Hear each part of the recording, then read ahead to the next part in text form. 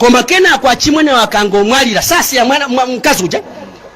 basi kumangu ayangana inendi kakafuka ponja samono pakusaka kusamalia wanache wanjangu jula awatu nda chimwene bachinzake ndo bachimwene wa miasi ndendi kuti ndikango kwatira nkazi wa uja ndi samale nkazi uja ndi ana waja mbagwire hatu wawe achigele tuwa kwa waja wala nukutu waji uganja